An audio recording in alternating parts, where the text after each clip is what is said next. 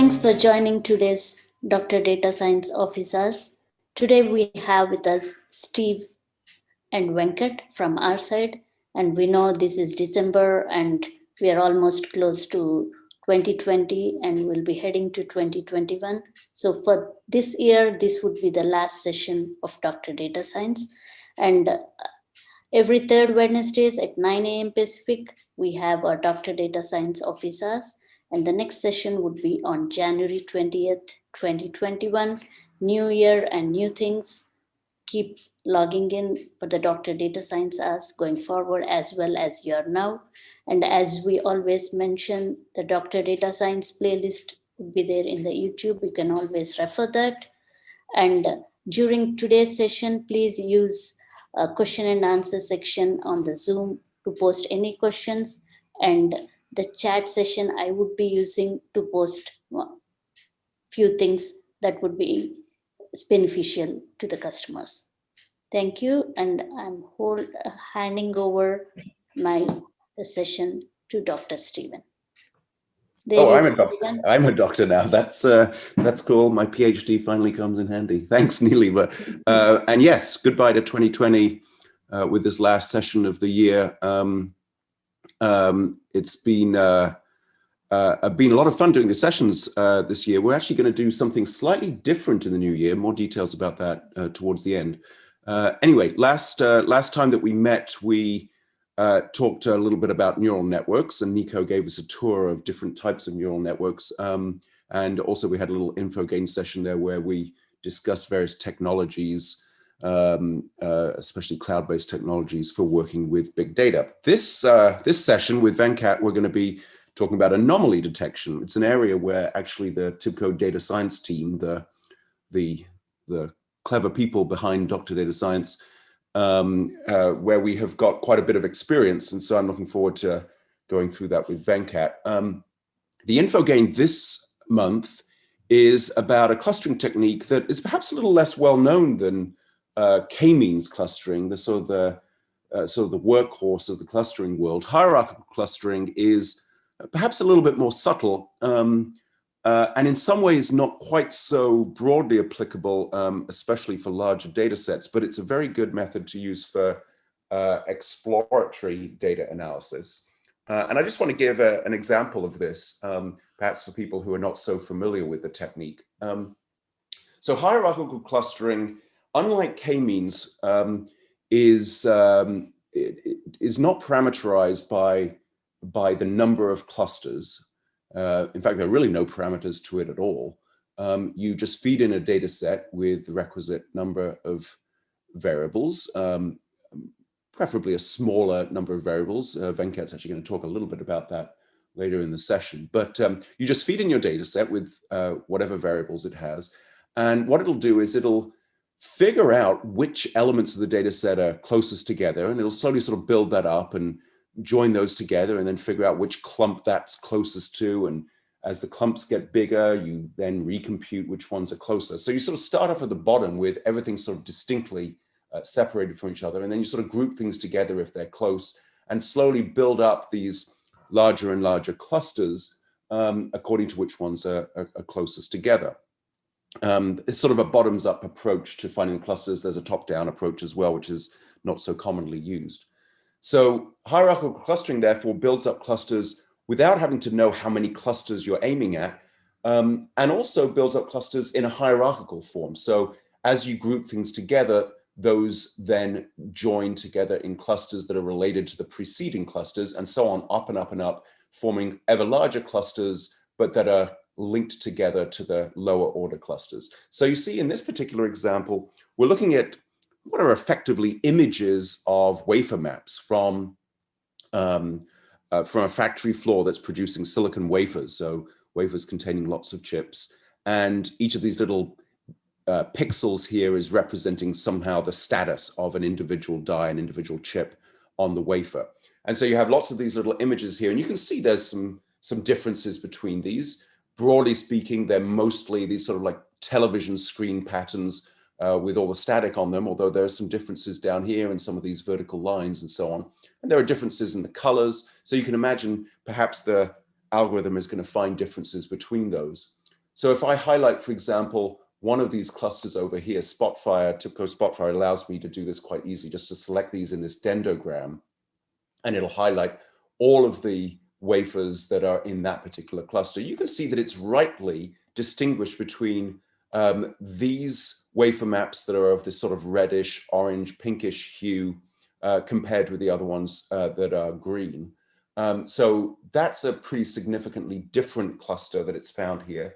And also what's worth mentioning is, you may be familiar with in dendrograms, the vertical distance here, the length of this vertical line for each of these hierarchies and each of these clusters is indicative of some sort of distance metric. So essentially how different this cluster is from the ones that it neighbors. So if you look here, within this particular cluster, there's a separation here that seems to be a little more distant. So if I just highlight this one, well, that's quite interesting. Notice what happened there. If I highlight the whole cluster, we see that it's distinguished largely based on color perhaps here. But if I click on this one, it's highlighting all of these that have this sort of vertical bluish line. And it's something that, you know, arguably would have been fairly easy to spot for a human being, but with a much larger number of wafers or with more subtle patterns, it might not be so noticeable. So this is actually a tool that we and our customers have used in the manufacturing space to be able to identify different anomalous groupings of wafer patterns from a data set of wafers coming in off of the factory. So a very useful technique. It allows me to explore these different groupings without having to know a priori what are the clusters or the number of clusters that I'm looking for, a common problem with k-means. And in fact, what I can do is I can separate off at any given point and say, well, here I have 1, 2, 3, 4, 5, 6, 7, 8 clusters. And so that may be a useful grouping of clusters that is appropriate. Or I may simply say, right at this top level, there's a very big distance here between this particular set of wafers and this set over here. And you can see these certainly are quite distinct from the others. Maybe that's the most useful division for me to look at if I'm trying to find anomalous wafer maps. So hierarchical clustering, very helpful. It doesn't tend to perform well on very large data set. It's sort of like a, I don't know, like an n squared, n cubed type operation. So something that's perhaps better suited for exploratory data data exploration on a sample of your data, but then useful for perhaps feeding into something more like the k-means clustering algorithm later, or some sort of anomaly detection, which is what we're going to discuss right now. So Venkat, talk to us about anomaly detection and some of the things that we've been doing in the TIBCO data science team. Perfect. So I'm going to talk about the commonly used anomaly detection methods. We're primarily going to focus on 5 different methods. The first one is visual analysis. So when you're doing visual analysis, you're basically building dashboards on your data set, and you're trying to find patterns that are anomalous in nature. So if you look at the screenshots that we have up on the right top, this is sort of a non-time series data set where you have a couple of real valued columns on the x-axis and the y-axis. So we've picked a couple of variables out from our data set and drawn a scatter chart. That's right. That's right. And you've built a scatter plot. And right from the visualization, you can identify that this particular point right here is very dissimilar to all the other points because it's quite far away. So that is one way of identifying that there's actually an anomalous data point. Got it. And that is for non-time series data. But assuming we're talking about time series data, there's another way you could identify anomalous data points. So in this example right here, the x-axis is a time variable. The y-axis is a real valued column that I want to use for my analysis. And what I could specify is mark as orange all the data points that are about 2 standard deviations above the mean, right? So these are all the data points that are normal in nature. The data points which are 2 standard deviations above the mean are going to be anomalous in nature. I see. So that's another way of identifying anomalous data points. I guess the limitations of these, right, is that you're really only looking at 2 variables at a time, or even just 1 variable at a time. That's right. That's right. We could be building more charts, but it would take much more effort to identify the anomalous data point. Right. If we were to use a commonly used unsupervised modeling technique instead of visual analysis, one commonly used technique is k-means clustering. And the way it would basically work is you can specify that I want to select X number of clusters. In this case, we're going to specify two clusters, and you're going to build a model. And after you build the model, you will try to analyze the number of data points that fall in each cluster. So for example, if you look at this image, there's a lot of data points that have been categorized into 3 different clusters. So you will identify how many points are there in each cluster. And if there is a majority of data points in the first 2 clusters, for example, and the last cluster only has 50 or 100 data points, that data is very dissimilar to the data in the other clusters. Now, there may be also a scenario where you have equal number of data points in all clusters. In that scenario, you would just increase the number of clusters and then redo the process until you get to a point where you have a minority of data points in a cluster, which you can identify as anomalous in nature. Great. So you're kind of using k-means here to say, well, k-means is good at sort of looking at groups of points and determining if they're separated across multiple variables from the rest. And that's kind of what we're trying to do when we're doing anomaly detection. That's right. If you look at the visual analysis page, you're looking at only 2 variables, but yeah. With k-means, you can actually expand this out into many more variables. There is one problem though. There's a few problems actually, and when you have too many dimensions, right? So let's just say take to the order of million columns of information that you want to analyze. That it quickly becomes more difficult to identify a good cluster assignment. So if we want to get meaningful results out of the model, the recommendation would then be to first do a principal component analysis, reduce the size of reduce the number of columns of information while capturing the variance, and then do the k-means clustering on top of it, which will then allow you to identify. Yeah, you were explaining to me earlier, right, that there's this problem with these distance metrics, especially like traditional Euclidean distance metrics, so they tend to get washed out a little bit in higher dimensions. Yeah, that's right. And it's sort of referred to as the curse of dimensionality. Right, okay. Yeah. The other problems with k-means clustering is that the validation results can only be done through visual analysis or cluster separation and size. So that's sort of the technique that we were talking about here.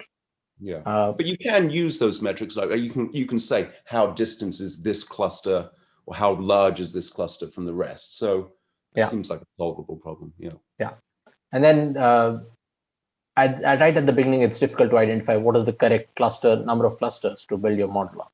So it will sort of be an iterative process where you build clusters with many different values of n, and then try to identify what is the correct number of cluster assignments.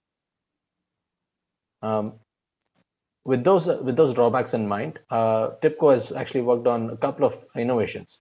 The elbow method is well known in the industry, and the other innovation that actually TIBCO has worked on is called Done Index, based on a research paper to identify the correct number of k-means clusters that will give us the correct separation of anomalies in a particular cluster. Yeah, we actually mentioned this in a previous session of Dr. Data Science. Yeah, so we've introduced these. The methods themselves are not ours. Those aren't the innovations, but we've added these as new functions within our data science stack. So yeah, those are useful. Yeah. So that's sort of the first technique for anomaly detection. Stephen already mentioned about hierarchical clustering, which is also another type of clustering that you can use for identifying anomalous information.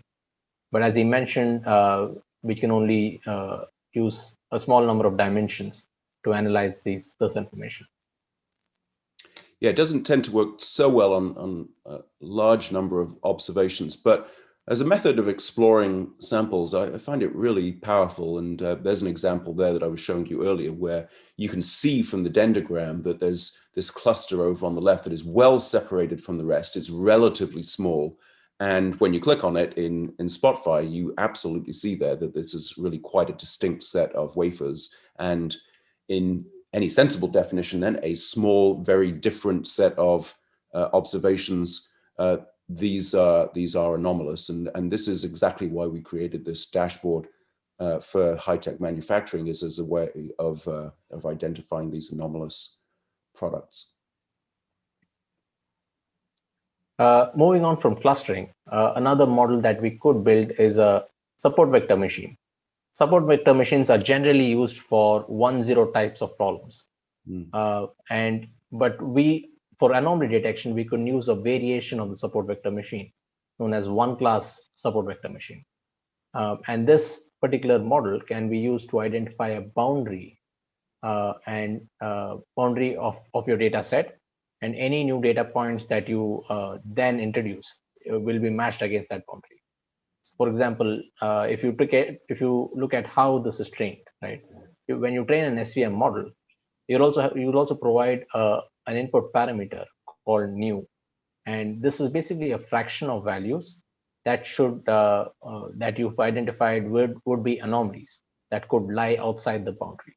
So, for example, if you just say 3% of the data points in my data set are actually anomalous in nature, and you've identified this using visual analysis, then you can specify the fraction as a new value while you're training the model, and the model itself will then identify a shape where it has 3% of the value outside the boundary. So when a new data point is then introduced to this model for a prediction, it will first match to see if that data point falls within the boundary. And if it doesn't fall within the boundary, then that data point is then identified as an anomalous data point. I really like this. It's kind of like a hack, right? You say you're taking this algorithm, SVM, which is used for binary classification, and you're saying, well, give it a data set in which everything is just marked as the same class, and let it build a model, and then it'll make some, in a sense, mistakes, and some things will be not classified within that class, and those are those that sort of fall outside of this boundary, this hyperplane that's created by the support vector machine, and those are therefore almost by definition anomalous because they fall outside of this sort of boundary, of what's normal. It's really cute. Yeah. And I guess, I said hyperplane, but one of the tricks of SVM, right, is that you can introduce these different kernels into the SVM so that essentially what it's doing is warping the points, or warping the space that the points lie in, so that you can have different shapes, if you like, that wrap the normal points. Yeah, that is correct. And you can also define how smooth your shapes can be. So there's another input parameter called gamma, which can tell you that I can have smoother shapes, which will give you, that's what you're looking at, a very smooth shape in here. Got it. Another type of unsupervised learning to identify anomalous information is a technique known as isolation forest. Now, if you've used random forest before, this is very similar. The only difference is that isolation forest is fit on a data set which doesn't have a dependent column. The way it works is it will start building n trees. N is specified by the user. You can just say, let's just build 100 trees, right?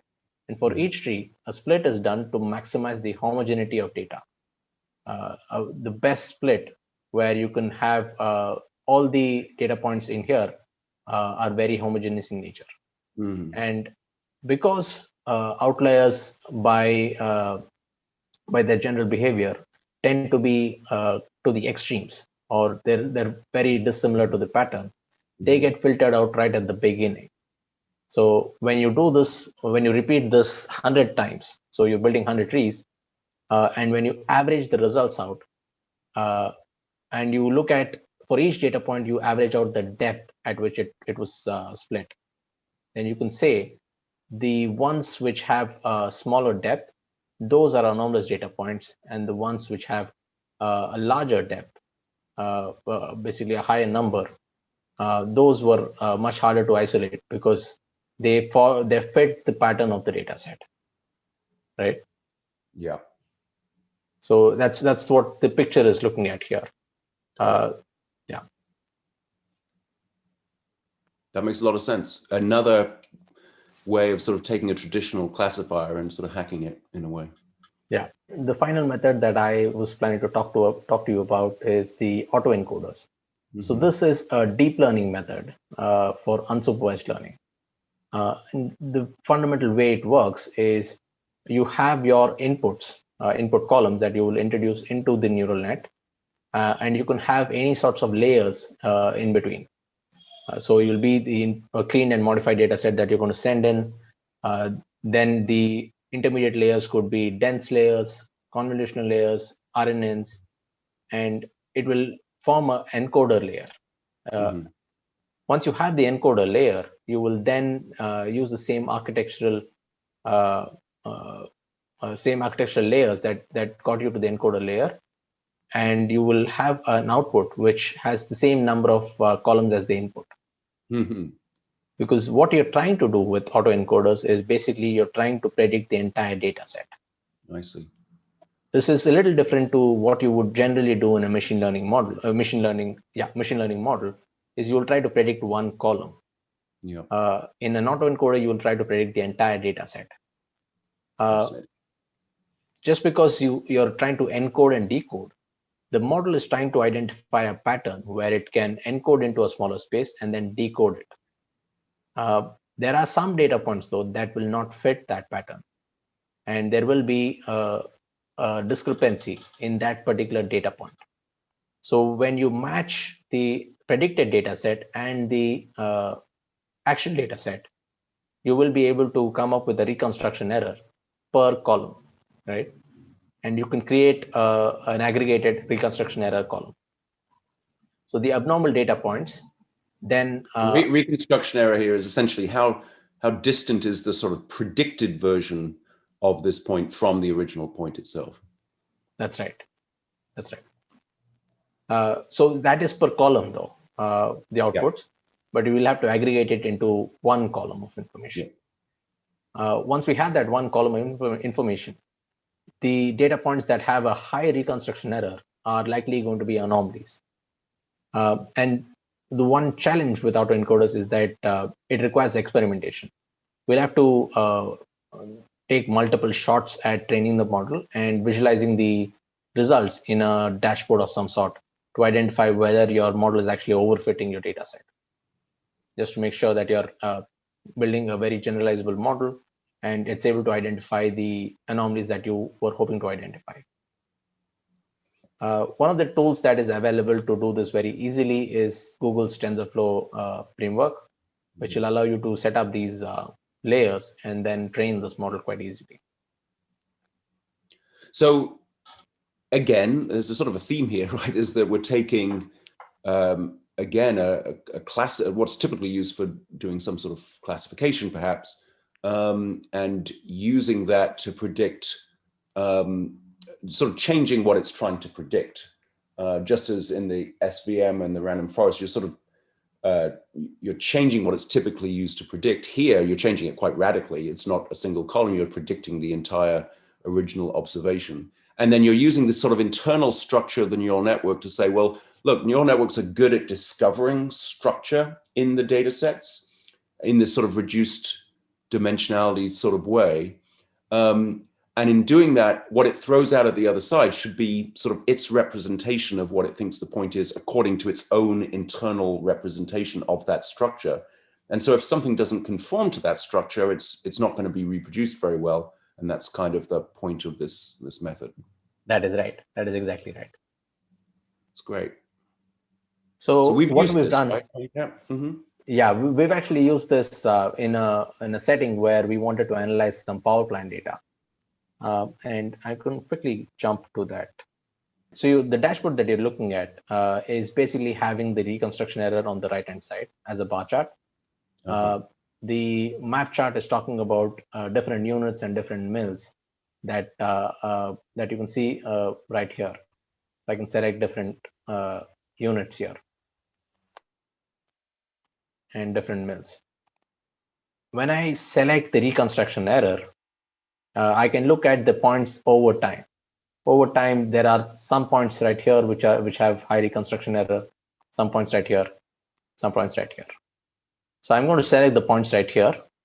And once I have that, I want to analyze the columns in my data set, right? So the columns in my data set were production per minute, furnace pressure, barometric pressure, waste gas, loss of efficiency. There's a bunch of burners that we also wanted to analyze. And when you look at the data points that I selected, I think I selected about 6 right here.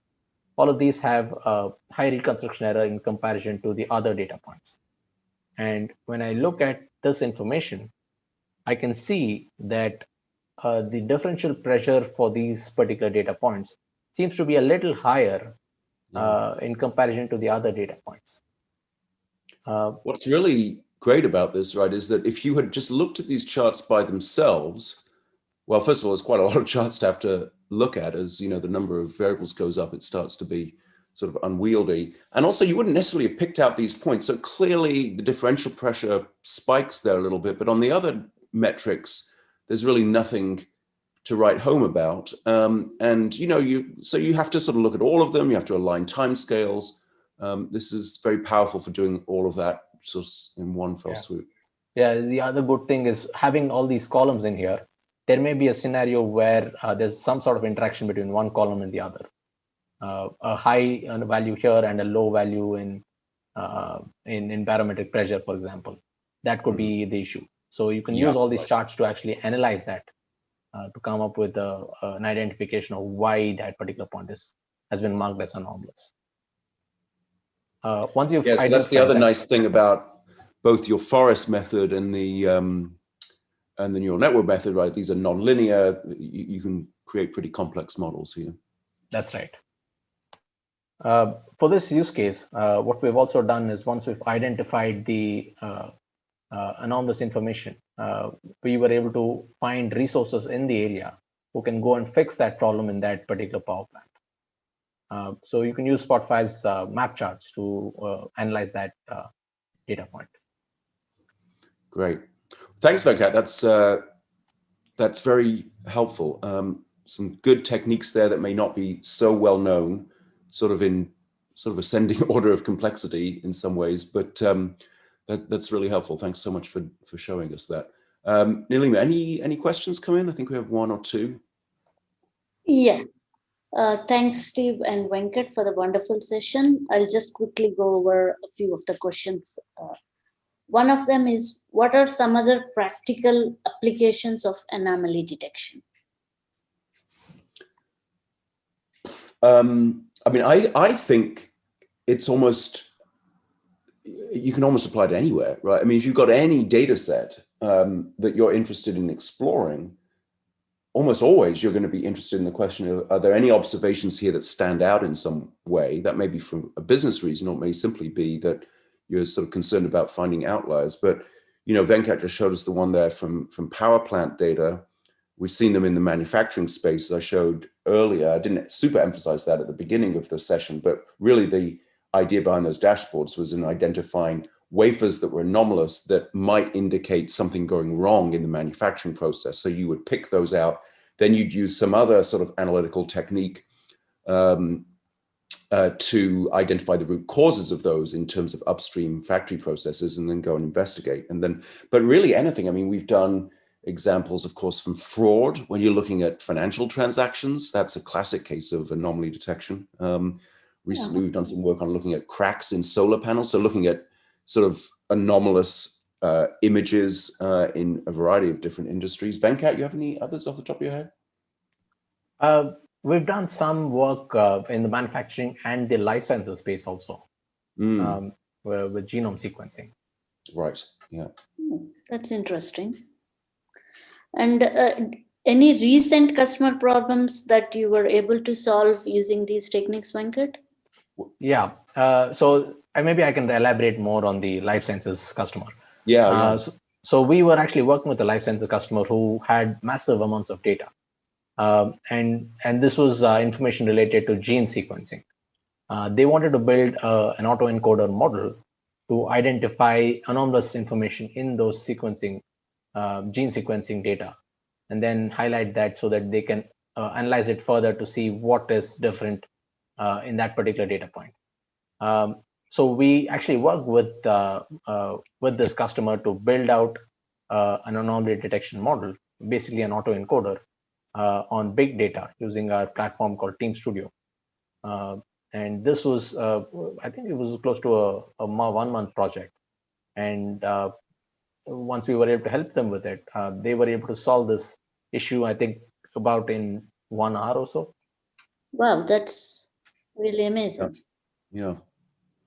Well, thanks again, Venkat. That's a lot of really useful information in this particular session. As I mentioned, next year, we're going to be starting on a little bit of a series of Dr. Data Science sessions, a little bit different from what we've done in the past. We're going to take a data science project, a real world data science project, and we're going to go through it step by step with some of the doctors. We have many great doctor data scientists on our team at TIBCO, and we're going to introduce them one by one, and they can walk us through this project. And we'll start off by talking about how we framed the project and prioritized the methods and the techniques and the data that we were going to use, and then how we explored the data, how we built models, how we coped with changes in the project, how we presented our results, all of the different facets of a data science project. We're going to be going through that step by step in the months of 2021 with the Dr. Data Science team here at TIBCO. So it'll be a celebration of all the work that we've done, and I think a really interesting expose of the sort of techniques and challenges that we faced in these data science projects. So I look forward to welcoming everybody to that new series as part of Dr. Data Science. Yeah, the new things look very fascinating, Steve. Once, the way you're describing it sounds like very interesting to know data science from the beginning to, I think all the way. That sounds cool. Thank you everyone for joining today's session, and happy Christmas and happy New Year, and see you in 2021. Thank you. Yeah, happy New Year to all the doctors out there. Bye-bye.